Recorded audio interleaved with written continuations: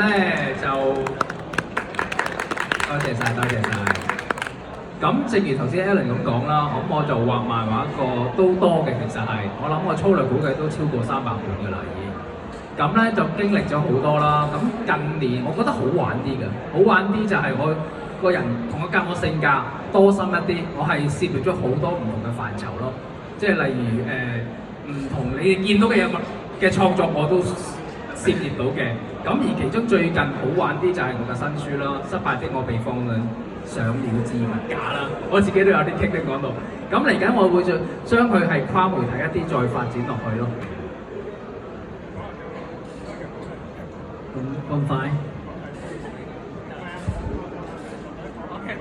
講下你嘅作品啦。嗱，我嘅作品啦，其實咧係今次咧，因為我以前咧都係寫一啲傳統嘅漫畫啦，比較光陽味比較重。咁咧，我為咗令自己咧協調翻少少、平衡少少啦，咁我揾咗一位女士嚟幫我做編劇，希望減少一啲個光陽味啦。咁我就揾咗我個好朋友蔡傑啦。咁佢因為佢都係讀電影出身啊，所以佢經常諗故事嘅係，即係唔係淨係得一個靚樣咁嘅。咁所以佢就會因為佢嘅緣故啦，咁我就平衡咗我少少落，令我啲故事有光柔都有喺度啦。咁而呢本書咧，今次出版嘅時候我都覺得係同我預計中幾相似嘅，咁出嚟嘅效果我都覺得理想。同埋因為入邊咧故事入邊仲有一個佢哋入邊去咗一個異世界，個異世界入邊有好多小精靈。咁呢啲小精靈咧，咁我都覺得係可以繼續發展落去嘅。咁希望大家到時會見下啦，遲啲。OK 好。係。咁啦，跟住咧，其實頭先講到都可以。頭先我講到啦，就係我以前啦。比較光陽味重一啲啦，咁以前咧我係寫一啲你見到就好似好硬嘢咁啦。其實呢個係講一個職業嘅拳擊故事，亦都係頭先Alan 講嘅啦，就係改編咗做電視劇啦。咁而個電視劇咧就係Mirror 嘅 AK 幫我主演嘅。咁當時咧亦都係個成績係理想㗎，因為當時咧係有一個電視劇嘅展覽喺新加坡主辦。咁係被譽為當年係最好嘅香港電視劇都係比較客氣嘅阿曹總喺介紹自己嘅時候，頭先佢講嘅作品咧，其實亦都係攞咗2個好大嘅獎項啦。失敗的我被放上了置物架，係攞咗日本國際漫畫獎嘅銅獎嘅。咁所以都係新鮮熱辣，啱啱前2個禮拜先頒呢個獎出嚟嘅。咁另外亦都係攞咗個大灣區嘅獎啦，咁所以其實都係雖然未係攞獎王啦，但係都係佢嚟同王呢個字，都係一個好標炳嘅成績啦。咁我諗阿 Pencil 介紹下自己啦。大家好啊，我係 Pencil 啊。咁其實我係應該如果畫畫嚟計，可能出繪本啦，可能都差唔多有10年嘅時間啦。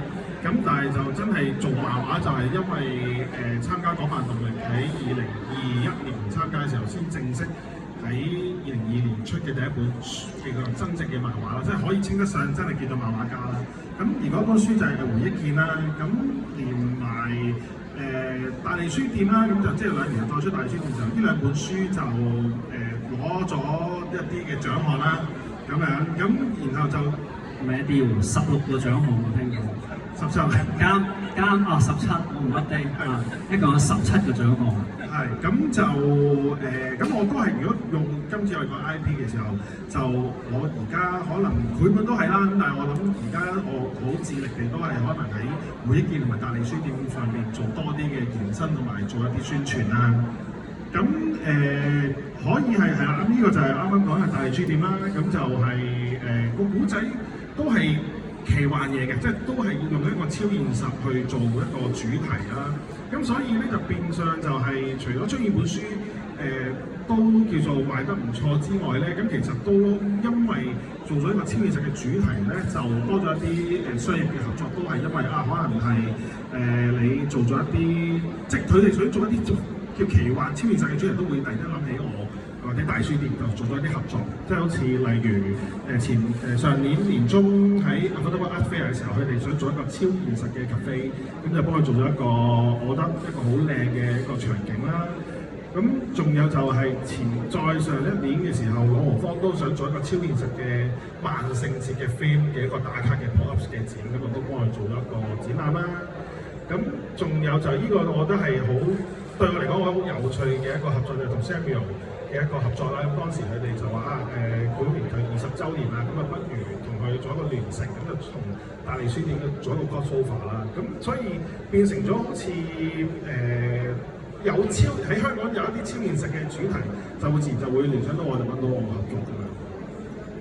其實係好多個展覽我都有睇過，即係都睇得到咧，即係而家嘅漫畫家其實佢哋唔係單純漫畫創作啦，佢哋都從事好多頭先講到嘅一啲藝術類嘅展覽啊，或者係佢哋可能都參與喺好多唔同嘅商業活動啊等等啦，咁都係而家香港漫畫人嘅一種生態嘅環境啦。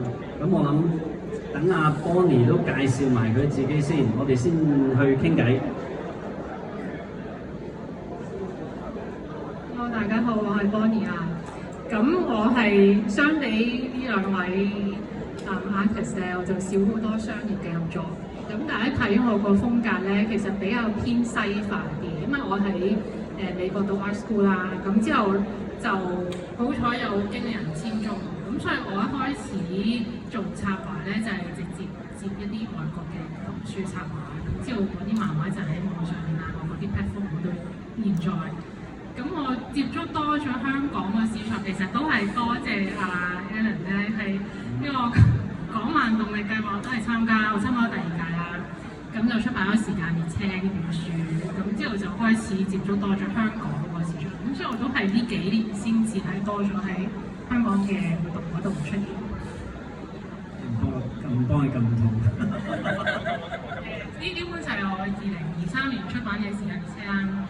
咁好不幸地已經賣晒啦。咁今唔係不幸，好幸運地喎！你竟然揀錯形容詞喎。會再版嘅，係啦，大家可以留意一下。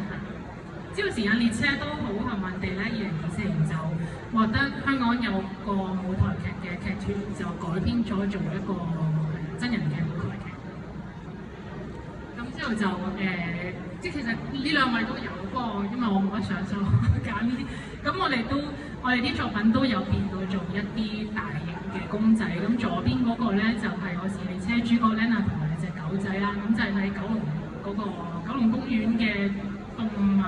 我又賣廣告啦！我哋有兩個喺香港由香港政府支持嘅項目啦，都係文創產業發展局支持嘅項目。一個叫香港漫星光大道，一個就係香港漫畫體育大本營。咁一個就係星光大道就喺呢個尖沙咀嘅九龍公園。咁左手邊呢一個公仔就喺九龍公園馬星光大道嗰度展出嘅。咁右手邊呢一個游緊水咧，我哋係2年前乘住呢個巴黎奧運嘅時候咧，就開咗呢一個動漫體育大本營啦。灣仔喺灣仔天馬公園對出嗰度，而家都仲展覽緊嘅，啲公仔仲喺度，所以全部嗰啲漫畫角色咧都係聯乘運動有關嘅，所以你見到佢都喺度游緊水啊。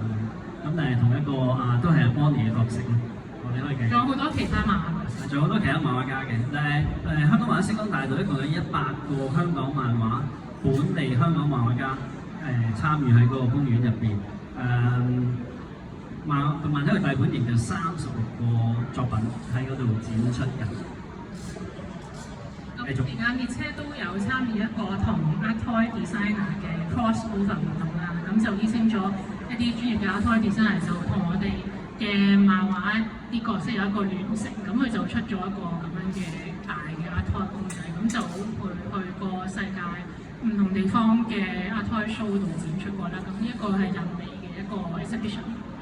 而家好似喺北京故宮展覽緊，所以今次攞唔到嚟展出就因為個公仔而家喺北京故宮。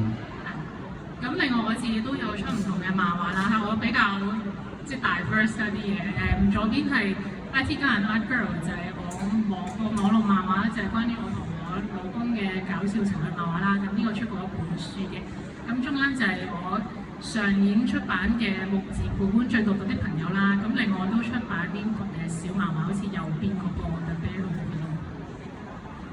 咁係啦，咁之後剩翻嗰啲就係我今次帶嚟呢個 Art Toy Show 嘅主要作品系列，就係我呢一年來多咗我嘅貓狗 Milky 同 Siri，因為我覺得佢哋嗰個設計比較適合去發展呢個 IP，咁所以今次大家見到我嘅作品係比較多係佢哋嘅公仔，咁就做過少少產品，但係就未係好多商業合作，所以係我希望會有機會可以有多少少商業合作呢兩隻角色。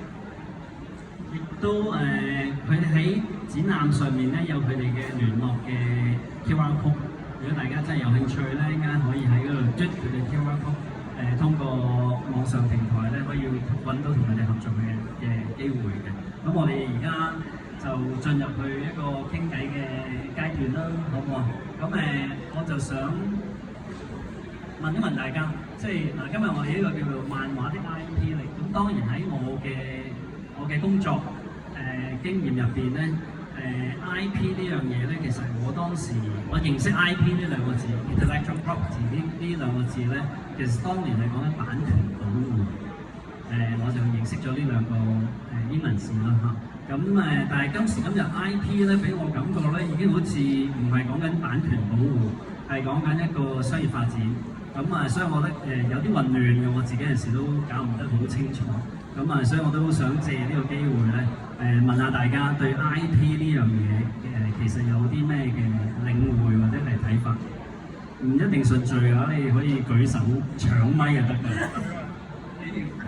搶到咪啊！你講啦咁就。咁我覺得係嗱，首先我覺得 IP 而家成日都大家都係講住放咗喺嘴邊啊，不斷都話 IP， 你做乜嘢都話 IP， 可能你食粒花生都話做緊 IP。對我嚟講，我定義我唔係咁睇嘅，其實即係喺我嚟講，我覺得係譬如話以我嚟為例啦，我自己做一個漫畫，我覺得其實我係只係做一個作品嘅。如果你話 IP 對我嘅解讀應該係一個品牌化咗佢，品牌化咗。如果你話將一個作品只係一個 IP， 我定義係一個種子嚟嘅啫。咁呢一粒種子是否能夠發芽、茁壯成長咧？其實睇下我哋後續點行。不過當然啦，我就話其實好多商業合作嗰啲其實係幫助到我呢一個作品點樣去成長嘅。咁所以我覺得對我嚟講，今日呢個世代係應該係跨媒體嘅。所以我成日都而家諗，我所有嘅作品我都希望可以做到一啲跨媒體發展。我覺得咁先至符合到我心目中嘅 IP 品牌化呢樣嘢咯。咁我其實大致上同曹總係差唔多嘅，咁當然我會補充啲嘢啦，我唔係即刻 pass 呢方面嘅。咁就咁係啊，咁我覺得係我哋除咗漫畫家啱啱講到係作品可以延伸變咗品牌化之外，其實我覺得漫畫家本身係可以自己係一個品牌嘅。咁因為其實近年我發現嘅即係諗下，大家都知道AI 嘅好盛行啦。咁其實可能好多時你見到好多唔同嘅廣告啊，或者 packing 啊，以前係會揾我哋去畫一啲插圖，但係因為去到而家係咁粒掣可以 generate 到張畫嘅時候，其實我哋少咗呢啲好多呢啲嘅工作。咁變相而家好多時揾我哋合作都係會因為想係借助你嘅可能係嘅知名度啦，或者可能你嘅一個市場嘅影響力啦，就揾你合作。所以你會見到好多係叫聯成，可能邊個成，可能成我咁樣，就會係咁樣去合作。咁即係你可以見到其實市場上係想話俾你聽，唔係單純好似我畫畫或者畫漫畫係純係一個嘅技工，其實係佢需要係我哋嘅一個本身行出嚟一個品牌化嘅一個漫畫家啦。咁所以我就變成覺得係除咗漫畫作品之外，自己本身都係一個 IP 咯。Bonnie，我哋講咗咁多嘢，會補充。我覺得畫漫畫嘅人其實喺 IP 呢個 term 成立之前咧，就唔會考慮咁多嘢，就會畫自己想畫嘅故事角色咁樣。但係當出現咗 IP 呢個 term 普及咗之後咧，大家即係會有一部分嘅 artist 喺創作嗰陣時就會開始考慮，究竟我呢個作品係唔係應該向 IP 化呢個方向行？即係會多咗好多商業嘅考量，就係覺得我呢個作品有啲咩 point 之後係容易可以同到其他人做一啲即係將佢變咗 IP 合作咁樣。咁即係都係有好有唔好啦。即係好處就係、即係漫畫本身你齋買書其實係比較難嘅。咁你好多時就係要靠你個作品變成一個品牌，而家叫 IP， 咁就做多啲其他商業嘅流程，你先至會可以用同一套作品去收到多一啲客嘅。但係唔好處就變咗所有嘢就即係好似香港個文化就比較商業化。我其實就係其中有一條問題就係話係啦，而家因為 IP 咁流行啦嚇，即係大家都好似覺得都係要做啲商品啊，做啲品牌出嚟啊，可以賣多啲唔同嘅嘢，其實係咪會影響咗大家嘅創作咧？咁Bonnie都講咗一半啦，我覺得，即係對個創作嘅影響。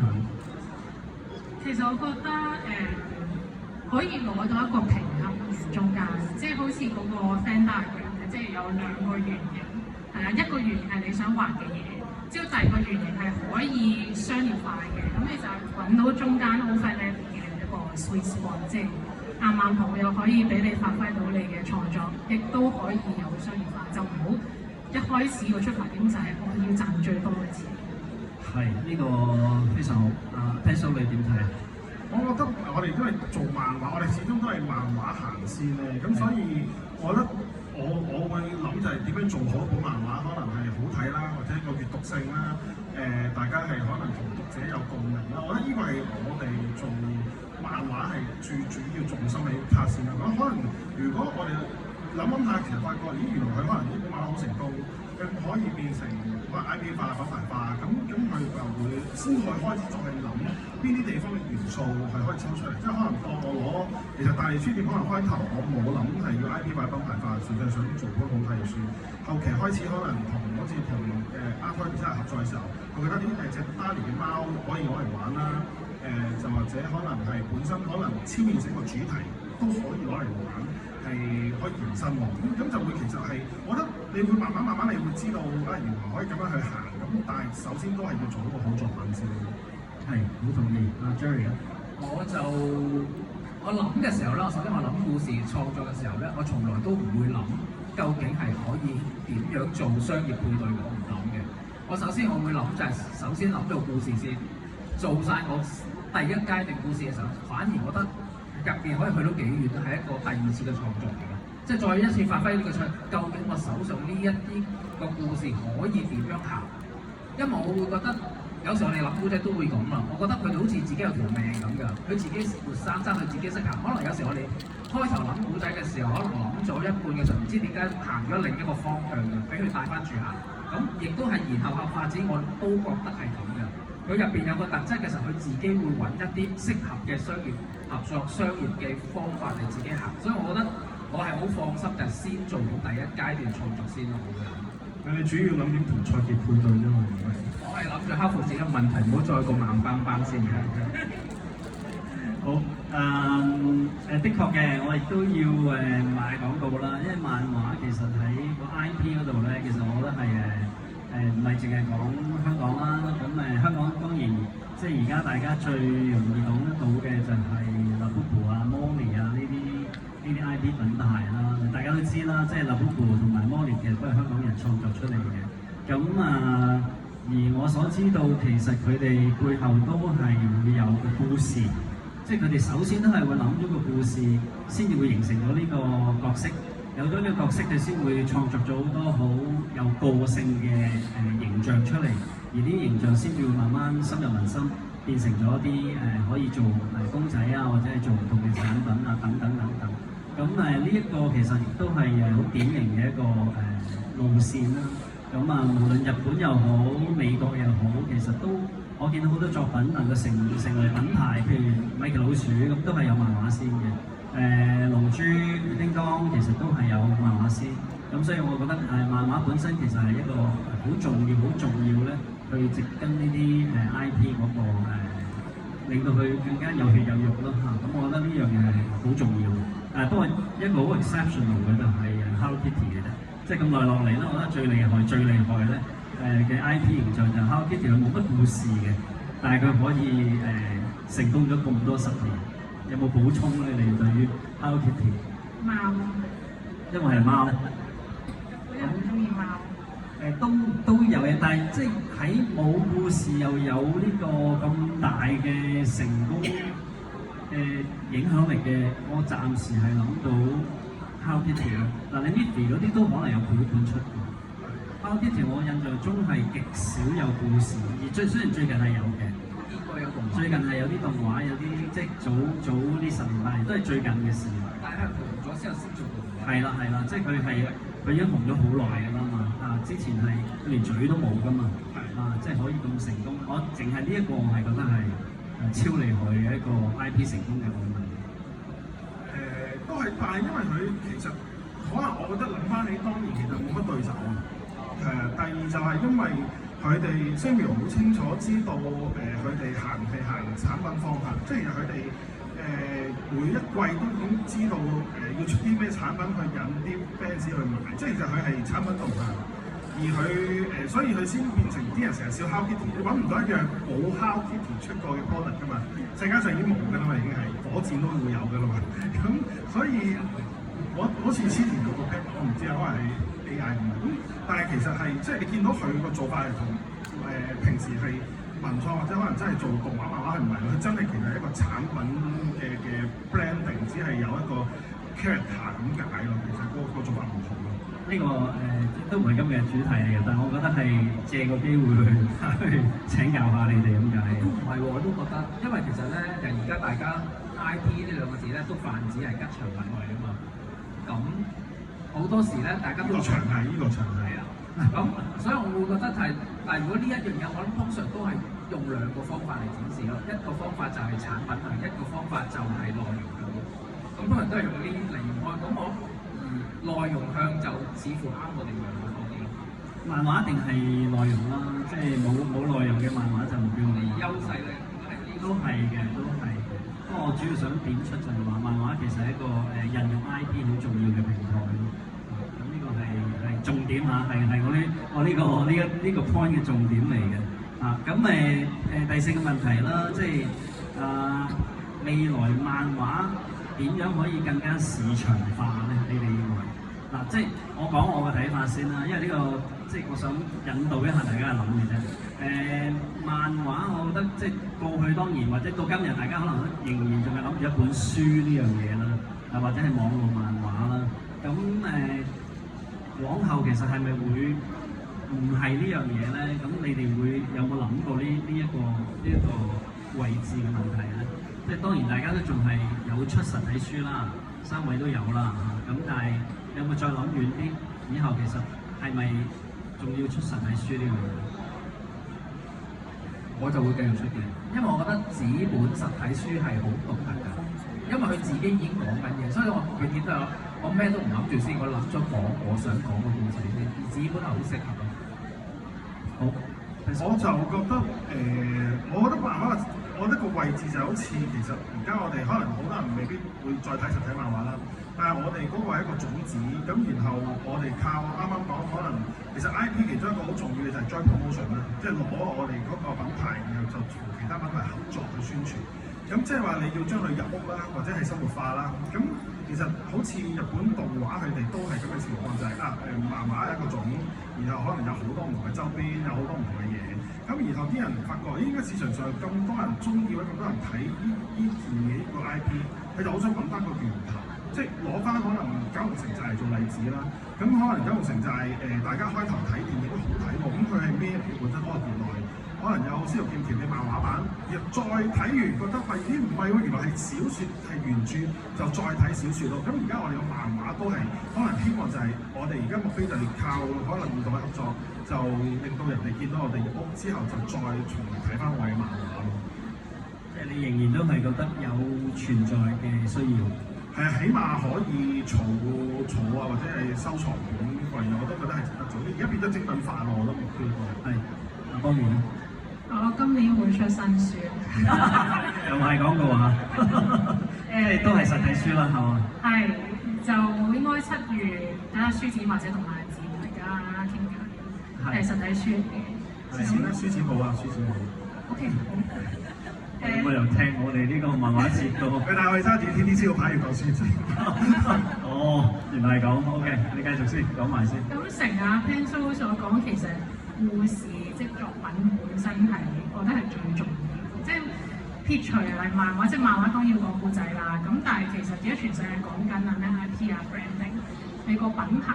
咁其實任何公司佢就有一個品牌，之後就你見到佢啲網站啲全部就係、我哋個品牌故事係乜乜乜乜，我哋背後個原因乜乜，其實即係大家其實都係 focus 係點樣講好一個品牌嘅故事。咁而漫畫其實本身就係一個故事，所以如果你講到個好好嘅漫畫故事，其實你嗰個故事個力量係仲勁過其他品牌，因為你有成本書喺度。咁所以覺得呢個一定有備數，咁之後就一個好故事就可以行到好長嘅路，即係譬如好似 Pencil 講九龍城寨，即係因為本身佢個小説個故事係有趣寫得好啦，咁所以先至改編咗做漫畫，咁之後先至可以再有電影啊嗰啲，咁所以就大家行唔到好長嘅路，咁所以大家都係即係做漫畫嘅人，其實應該係擺最多心機做好一個故事作品先。好，咁起碼都聽咗三位漫畫家，佢哋都係好贊成繼續有實體書呢樣嘢啦。咁即係話短時間內咧，我覺得書仍然係有出現嘅，係會有喺呢個市場嗰度嚟嘅。